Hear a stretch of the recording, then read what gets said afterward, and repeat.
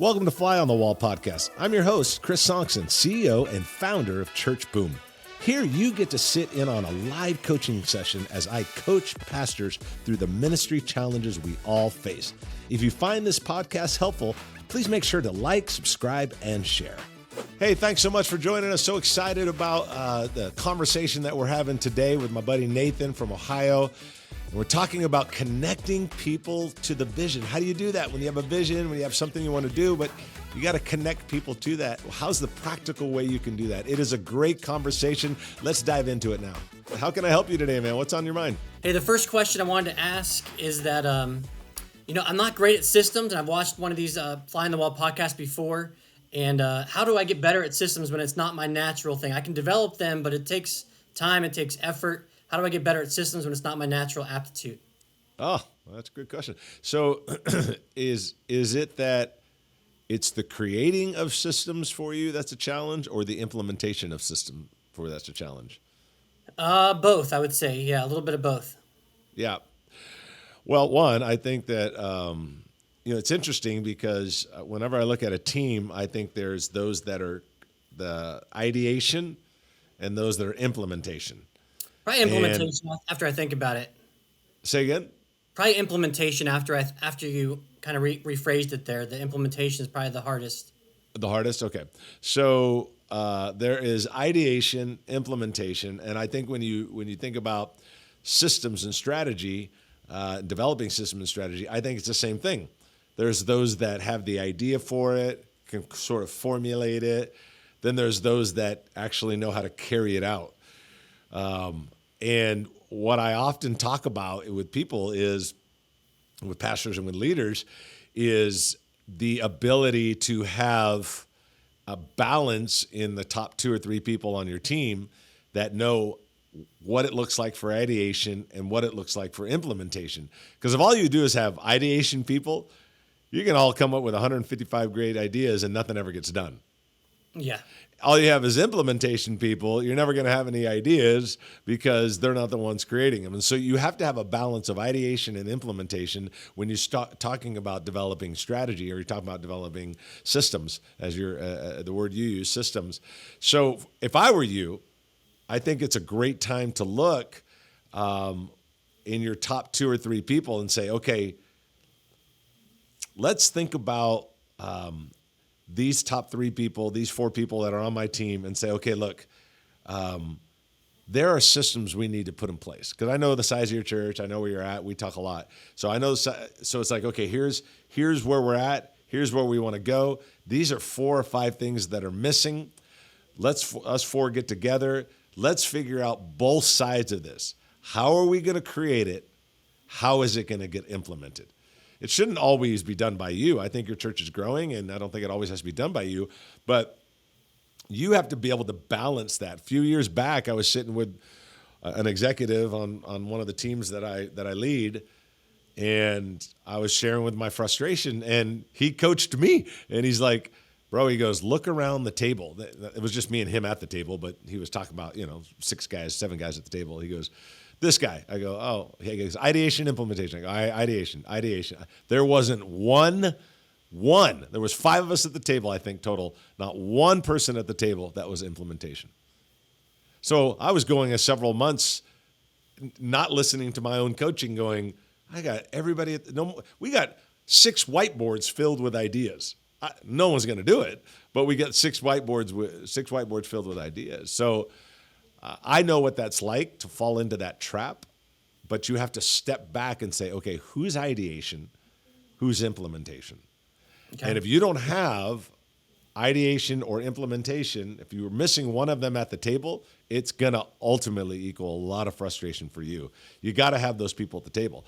Put 3 or 4 people in the room, knock out the 4 or 5 systems you guys need to knock out, and say, okay, how are we going to create it? How's it going to get implemented? And solve that problem.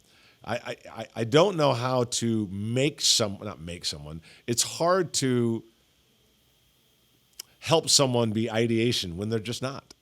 Yeah. Help someone to be implementation when they're just not. Yeah. So instead of fighting against the way we were created, let's put the 2 different type of people in the room and say, okay, here's what we got to do. And how are we going to get it done? That's That's good. what I would do. Rather than just like, this is just good. I got friends of mine that are phenomenal ideation. They're so creative. They can't implement anything and their life depended on it. But I can sit there and preach on them all day long, have them read 45 books. They're not going to implement. But put 4 in the room and know the balance. That's good. Ideation, implementation. Otherwise, you're going to be really frustrated. Because and I'm only telling you from experience, not because I'm an expert at it. Because I got my own team calling me out like, look, dude, you got nothing but ideation at the table. You got to have ideation and implementation at the table. That's good. Yeah, we've kept them separate instead of bringing them together. That's great. Yeah, don't separate them. Keep them together. And okay, but I think you got to lead that. You got to say, okay, what systems do we need to work on? Once we work on them, okay, so here's the systems. How are we going to ideate this ideation, and how's it going to get implemented? Before we even get into these systems, let's talk about ideation implementation. Yeah. I would lead with those words with your team. Say, guys, I don't want to create a bunch of systems that no one does. Or I don't want to know that there's a bunch of gaps, but not have the systems to fill in the gaps. We got to create them and we got to implement them. Put them at the table, be honest with them, and share. This is how we're going to do it. And if you create the way of doing it, like, man, this is how it gets created. This is how it gets implemented. Dude, once you have that system down of who's doing what, man, you can run with all day long with new systems, as long as you got the right people at the table. Yeah. So that should help you. Yeah. Yes, it will. Yeah. What else you got, man? Hey, next question. I just read recently that 60% of pastors who start in ministry don't end in ministry. And so what are some keys to some longevity that I can start now that will help me be successful all the way to the end? I want to retire pastor. I don't want to retire something else. And so what are some things I can do now that will help me have some longevity in the future? What was that stat? I read a stat that sounded like that, but was a little different. What was the one you said, 60%? 60% of people who start in ministry don't end in ministry. So only 40% make it to the end. Yeah. I saw a couple just recently as well. What was it, man? It was insanely high, much higher than 60% of people that graduate college, go into the ministry. It was in this 80% range. Graduate college, go into ministry, within 5 years will quit ministry and take on something else. Wow. So the number you're reading will only get worse according to this other thing I was reading. This other stat. And wow, yeah, that's pretty alarming. So and a great question too. I think there's a few things that when I look at pastors that quit, I think there's obvious things. It's character, it's integrity. I mean, those are obvious things. I'm not minimizing them by saying they're obvious, but they're obvious. I'm not going to say anything new to that. Obviously, those things are important. But the thing that I would talk about and think about is, one, make sure that you're always cheating the church, not cheating the family. Always. You got to make sure that family stays in balance. I always say, man, you can lose the church and have your family, but you lose your family, you'll probably lose the church too. And so you got to keep that in balance. You got to cheat the church, not cheat the family. I think that's one thing. Secondly, I think it's really important to find a way to not take every criticism and let it beat you up. Because the bigger you get, the more often it will happen. When your church is 200, it's going to happen a certain amount of times a month. When you hit 1,000, it's going to happen more times a month. When you hit 10,000, it's going to happen even more times a month.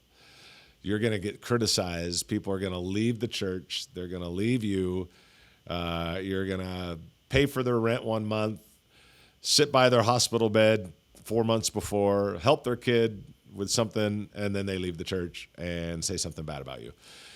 And you're like, wow, they forgot all of that. People are going to hurt you. I think one is keeping that family solid, but I think more often it isn't that. I think more often the thing that I always hear is like, I'm done with this. I mean, I give my blood, sweat, tears. I do everything I can to help people, and then I just get beat up, and I just don't want it no more. I don't want it no more. I hear that more than I hear anything else. Yeah. And you got to find, as a young leader, you got to find, how do I balance that? How do I sift through criticism? Does everything have to come to my ears? Everything? I got to a point, I'm just telling you, I got to a point where, the little comment cards or whatever. And I got to a point where I told the team, I said, look, don't give me a comment card unless the person puts their name and information on it. If they don't have the guts to tell me who they are, I don't want to read their comment. But that was my way of starting to build boundaries to make sure that I was trying to keep it in balance, because it can get really, and the bigger you get, the more is coming your way. And I do hear that more than I hear anything else. If you read through the lines, what you hear is, I'm tired of getting beat up. I'm tired of being criticized. I'm tired of, I can't please anyone. I'm tired of, no matter what I do, it isn't right. And the bigger I get, the harder this gets, and forget it. And you have to figure that out now.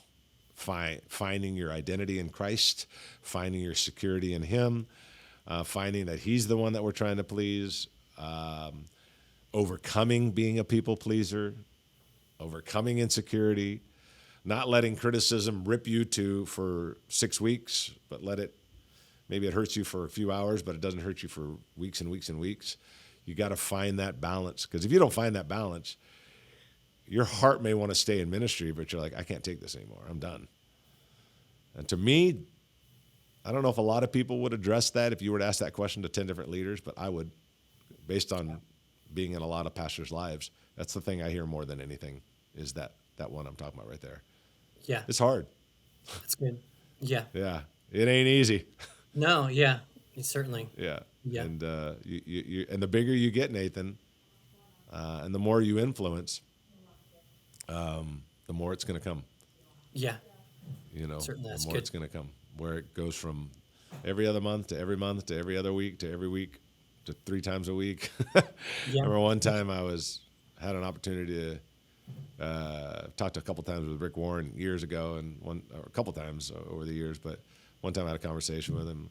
He says, man, he goes, we average 100 emails or comments that are negative about me every week. 100. Wow. Oh my. You got to consider he's a worldwide name. Yeah, certainly. And he's like, I've just had to learn not to let that beat me up. Dude, 100 a week. That's a It's lot. like 15 a day. It's like every hour on the hour, someone's complaining about you and letting them know. And you gotta manage it. Yeah. Yeah. Yeah. Hope that helps. Yeah. Yeah, certainly. Yeah. What else you got, man? Hey, last question. Yeah. We finally, after our last conversation, knocked on doors for our building edition. I think I found the right one. And so how do I start to move from the dreaming stage to the implementation stage for our building edition? And so how do I start to cast that vision? How do I start to get momentum for that? It just happened this last week. We just found the right door, and Wow. I'm really excited about it, but also it's time to move from dreaming to implementation, and just wanted to get ahead of that. Yeah. So just so I'm clear, and everybody's clear that's listening, we're talking about, okay, there's this campaign of buying some land or building buildings, whatever it is for anybody that's listening.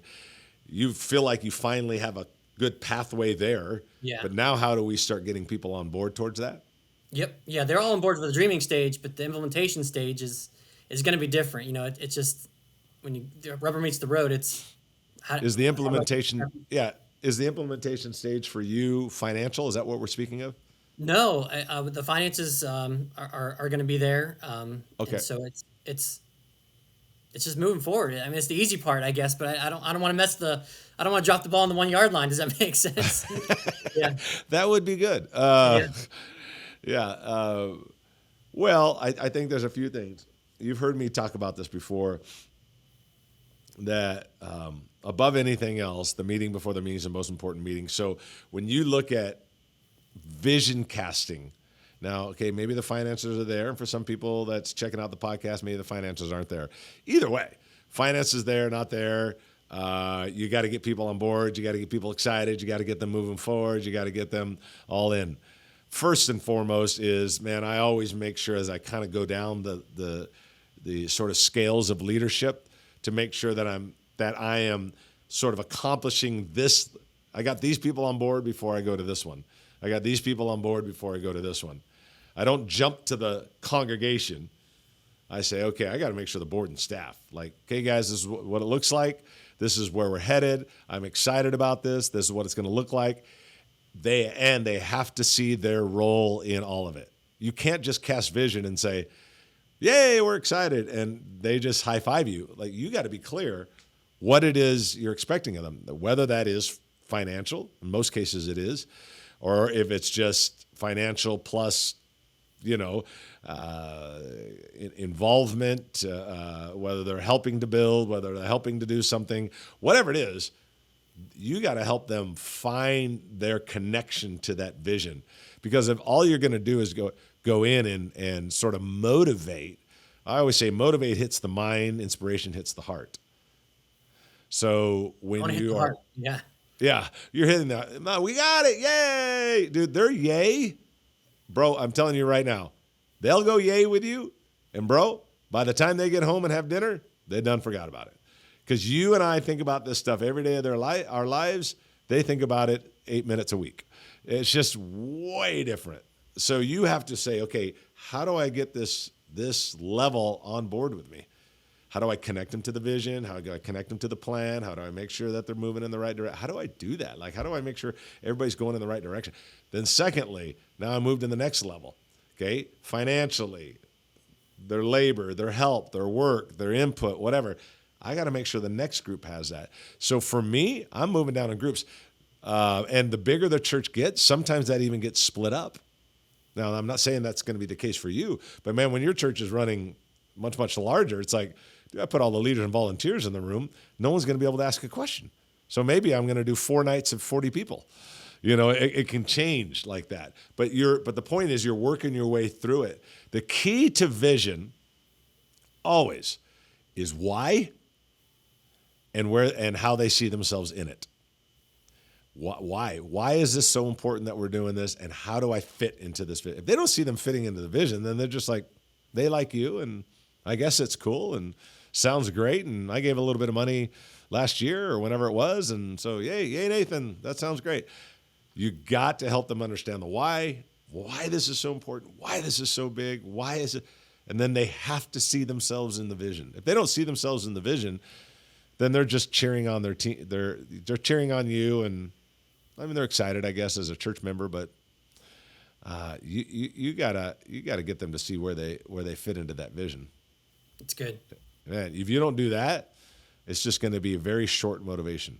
Motivation touches the mind, inspiration touches the heart, and you got to get them to a point where they're like, "Man, this is amazing. I see myself in this. We can do this together." Throw some biblical patterns in there, building the wall in 52 days, all that stuff. They got to see themselves in that Nehemiah picture, that they're part of this thing. If they don't, then again, it'll stop at motivation and it'll stop in the mind. And you don't ever want it to stop there. So does that help? That does, yes. Yeah. Cool. Is that it for today? Yeah, thank you. Boom. You crushed it as usual. Hey, man, thanks for being on today, man. I really do appreciate it. No problem. Thank you. Thank you for tuning in to the Fly on the Wall podcast. We hope today's episode provided you with some practical steps to lead your church to the next level. If you found this episode helpful, take a moment to leave us a review and share it with others. Remember, when the pastor grows, the church grows, and we grow pastors. We love you. We're your raving fans, and we are cheering you on. See you next week.